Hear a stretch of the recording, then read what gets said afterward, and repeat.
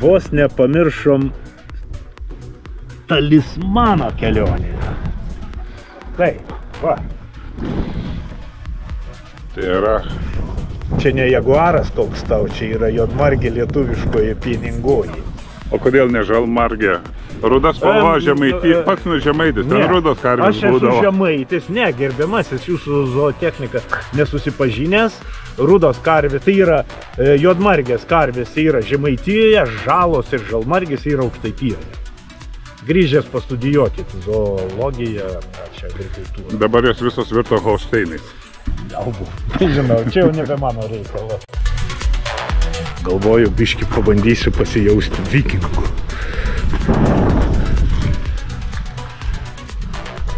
Ten va jie gyvena, kur dabar šimtai turistų. O čia vaizdas į horizontus jėtų. Senovinis vikingų kaimas, tašytos lentos pagrindinių vartų. Ir apželdinti stogai, kas dabar labai ir Lietuvoje madinga darosi.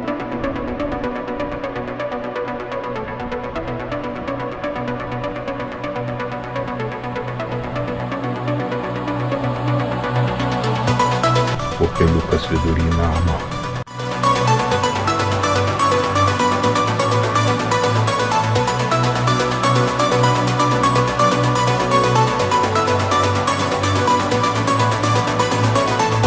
O šitas ežeras, tu gali su baidarke plaukas paėjus tarp šitų visų vaisbergų.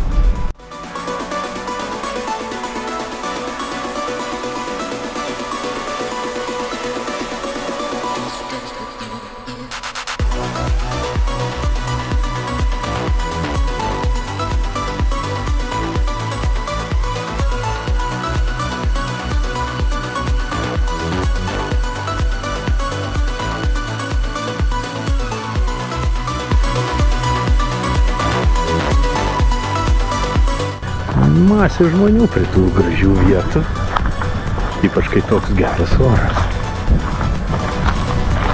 Visa šita upė yra ne kas kita kaip ledyno tirpsmo vanduo.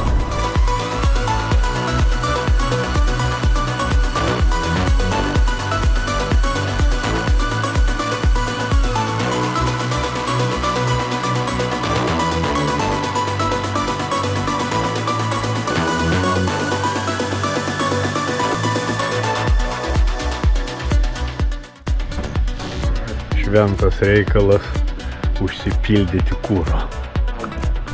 Svarbiausia išsiaiškinti, kaip tai daryti.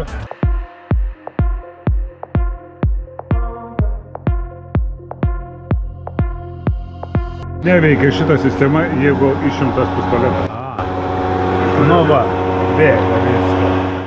Pabandysim privažiuoti kiek galima arčiau. Pabandysim. O, kas?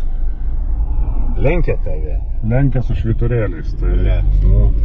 Nedrįsau prieštarauti. Man regis čia pati gražiausia vieta, kur mes šiandien sustojom.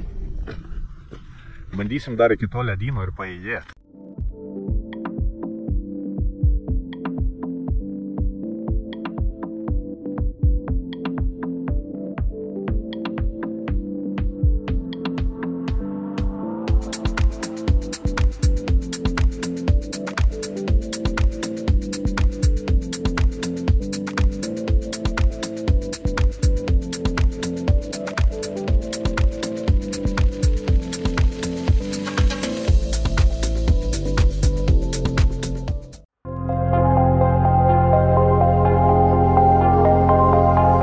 Šiandien mūsų kolektyvą jau įsijungė grupelį čiabuvio, kurie mums gidai, patarėjai ir visokie kitokie pagalbininkai.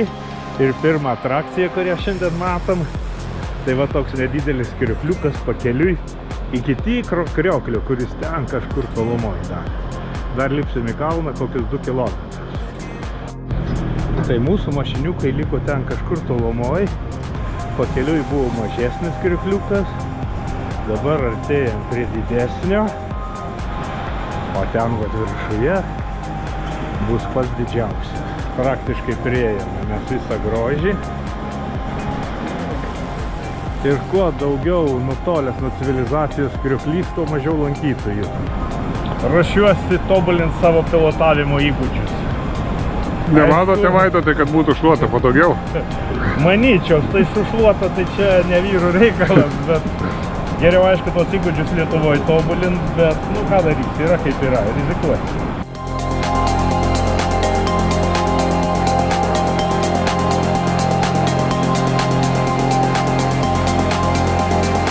O va taip atrodo tualetas prie parkingo.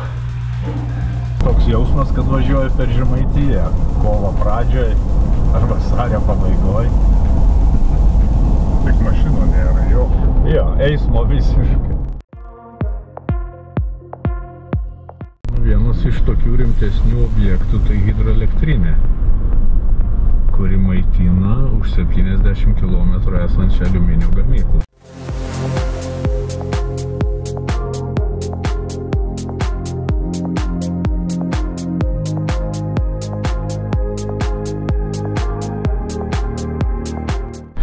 O štai taip atrodo Islandijoje keliai, kurie pažymėti F raide.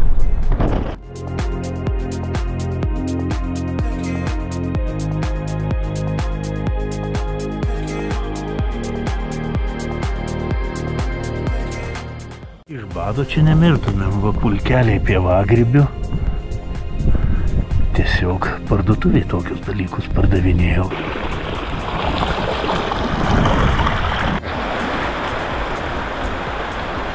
Nu va čia yra Islandijos vienas iš didžiausių privalumų.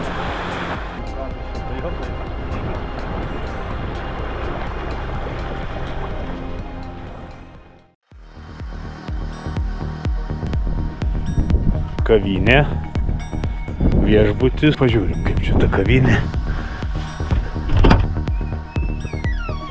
Hello.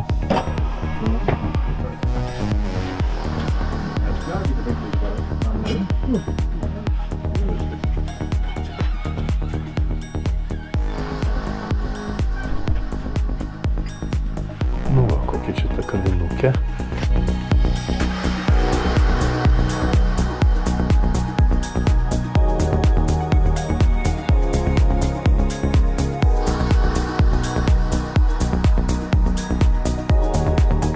O va taip, važiuoji, vidury kažkokių tai dykynių išdygusi kavinė.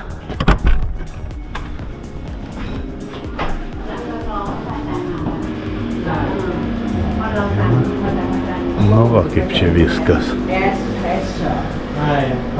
Nu ir dar vienas krioklys eilinis. Takelis iki kanjono, kuriame yra krioklys.